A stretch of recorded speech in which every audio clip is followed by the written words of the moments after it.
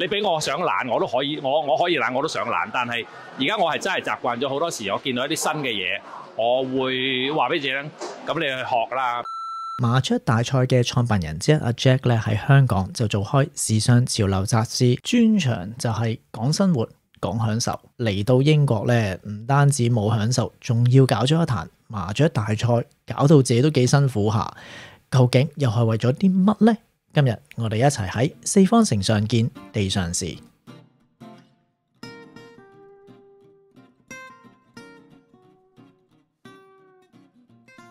我係阿 Jack 啦，我係喺英國度，我住咗都7-8年時間㗎啦。咁然之後就兩年前左右咧，就其中一個拍檔，咁就講起話，喂，不如我哋搞啲嘢啦喺英國。咁住大家傾傾下就諗咗呢個 idea 出嚟，就搞呢個嘢咯。以我標準嚟講，我覺得我唔識打麻雀。因為其實打麻雀嘅基本規則我知嘅，即係例如食啲咩或者邊啲係大牌邊啲細牌我知，但係我唔識計翻啦。然之後例如你排咗啲牌之後咧，你點樣數啊？打個色，然之後喺邊度攞咧？我係計得好慢嘅，要數嘅。然之後有時左右攞錯啊，然之後順時針逆時針嗰啲我又搞錯啊咩？其實我係唔識嗰啲嘢嘅。好啦，所以你哋唔知自己叫幾多分咧，唔好問佢啦嚇。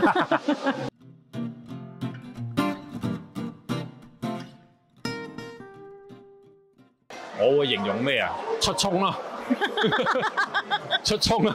我個人就係因為我個人，其實我心底裏邊我係一個好衝動嘅人嚟嘅，我係好成日會做一啲嘢，會引來一啲意想唔到嘅唔好嘅後果嘅。咁但係我有時因為我個人好衝動嘅關係，我成日會做先算嘅。咁所以好多時我都做錯嘢嘅。咁然之後咁咪補鑊咯。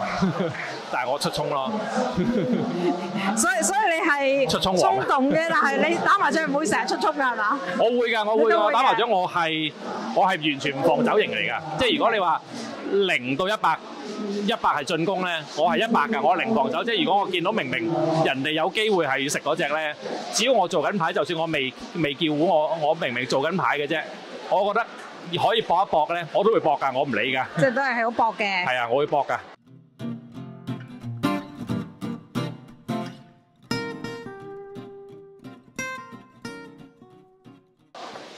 我覺得我還好嘅，即係我雖然我知道呢個係一個遊戲，我唔會話好想話一定要贏人哋嘅。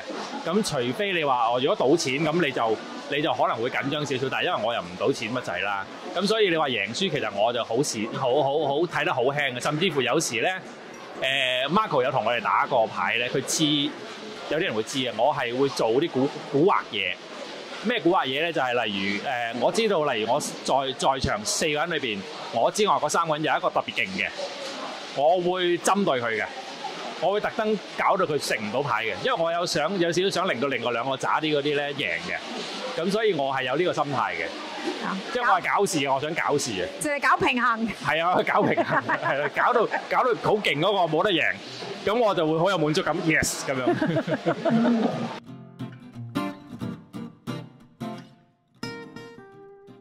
我哋又冇話認真好諗到好仔細嘅分工，因為我哋3個人其實本身都係做媒體出身嘅。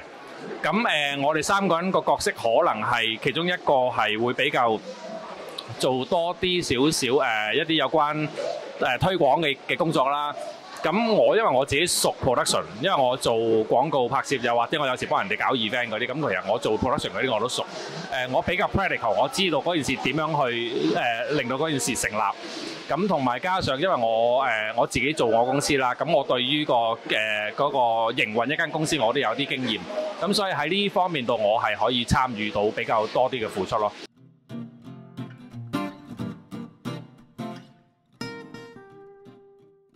咁我本身 before 搞呢件事之前，我喺英國，其實香港我都係就係做 production 嘅。咁再以前喺香港其實做記者，咁所以嚟到之後就做 production， 幫人拍片啊、影相啊嗰啲，做啲廣告嗰啲嘢咁樣咯。潮流時尚雜誌嗰啲記者，即係唔係激烈嘅，唔係嗰啲衝上前線啦，唔係喺戰場度跑嚟跑去槍林彈雨唔得嘅。我係嗰啲做 lifestyle。好舒服，坐喺度嘆杯茶，然之後喺度講埋啲即係介紹下即手錶即係勞力士幾靚乜嘢嗰啲嚟嘅，所以係勁 hea 嘅，我係唔捱得嘅，完全唔捱得苦嗰啲人嚟嘅，非常唔捱得嗰啲人。我要做勞作咧，我會發脾氣嘅。咪真係好攰，因為每次搞呢個麻雀大賽，認真係攰到 PK 嘅。因為中間有好多位咧，我哋要即係擔抬抬。你見到我哋今日又破紀錄啦，你哋聽落去就話爽啦，就100幾個位26台。但係你睇片，你可能你都見到嘅，其實我哋係會得我哋幾個拍檔自己搬、自己揼嘢。咁當然有時有啲義工幫手，但係其實我哋都係由頭托嘢托到尾。頭先啱又幫人哋可能食完 lunch，我哋執垃圾咁樣。咁所以其實係攰到 PK 嘅。你今次訪問不停要強調咧係唔係？因為真係好攰，我而家好厭世啊！其實你條片係咪想招募義工啊？喂，最好啦，唔使問啦，係咪啊？呢啲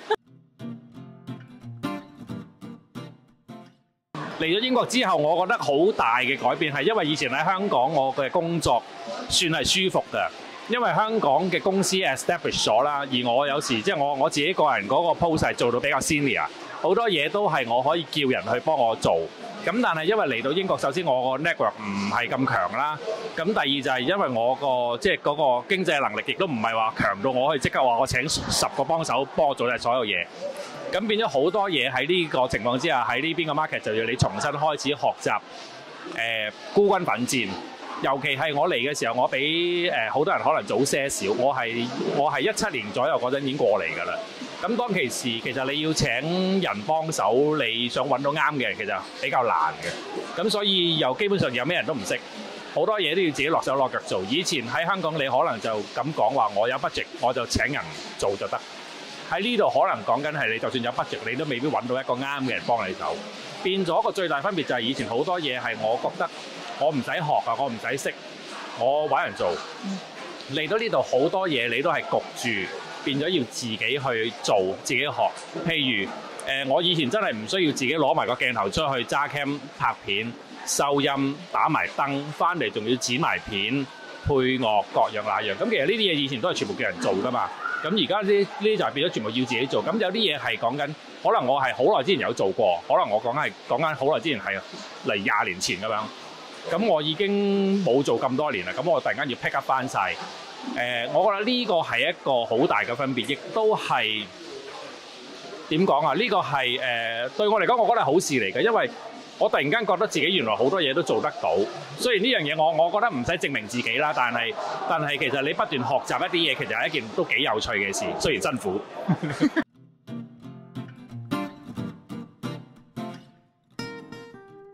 最大困難啊，其實坦白講，我覺得我英文唔係算好差嘅。咁但係講真，嚟到英國你要不斷好多時同人講一啲即係溝通嘅時候咧，就算你英文唔怕講，即係我已經唔怕講啦。但係有時真係有啲 term 你係唔識噶嘛，你係唔熟噶嘛。咁所以溝通上面你點都打咗折扣嘅。有時喺香港你會同啲人傾偈，人哋可能熟悉我嘅人會覺得我呢條友係好多嘢講，或者我講嘢係即係聲大夾惡，咩都係咁句句啄住人哋。咁嚟到呢度講嘢係渣咗好多啊，唔夠人講嘅。咁呢個係令我好唔高興嘅一件事嚟嘅，因為係啊，你因為你唔識嗰啲 terms， 或者你唔能夠用啲英文講到發發聲嘅時候，我就變咗好渣啦。咁所以呢樣嘢係最大嘅分別咯，即係啲人會覺得有時會覺得我好靜嘅，其實都係嘅，因為我冇辦法用一啲香港我幾 mean 我都可以講得出口。喺呢邊諗嚟諗去，人諗到中文又要轉翻英文，跟住人哋都走咗啦，你仲喺度諗，咁所以搣唔到而家。所以就係呢下咯，我覺得呢下即係呢下係我最大嘅弱點咯。即係所以其實你嚟到英國之後嘅人咧，文靜咗同埋斯文咗，又冇咁 mean 啊，係咪？唔係冇斯文到，因為係會再暴躁咗，因為有好多時咧你想講嘅嘢講唔到，跟住咪谷鬼氣咯。咁所以就其實個係冇斯文到，同埋而家係再粗口難舌啲，因為我講唔到我想講嗰句，就變咗唯一簡單啲就講粗口。哦，所以講粗口係有原因嘅。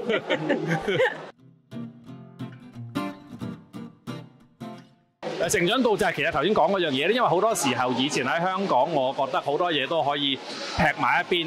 我甚至乎有少少感覺係我去逃避學習啊，因為其實我唔需要啊嘛。咁明明嗰樣嘢可能都有趣嘅，咁但係我就覺得因為太舒服啦，太容易啦，我俾錢叫人搞就搞掂，仲好正，同埋啲人好 professional。咁我學嚟做咩啫？我唔會噶嘛。咁但係呢邊其實我哋不斷要發生頭先嗰件事，就係我揾唔到人幫手，我自己要去學。咁然之後慢慢呢樣嘢其實改變咗我好多。我而家個性格就係、其實 which 唔係我自己本意嚟嘅。你俾我想懶我都可以，我可以懶我都想懶。但係而家我係真係習慣咗好多時，我見到一啲新嘅嘢，我會話俾自己聽，咁你去學啦。譬如如果我仲喺香港嘅話，人哋講話 ChatGPT， 可能我會好後期我先至去睇係咩嚟嘅。但係而家講緊係人哋一講第一秒，我已經即刻睇、即刻用、即刻試嗰啲 AI 啊嗰啲嘢，咁變咗我同以前嗰個即係處事方式有好大唔同咯。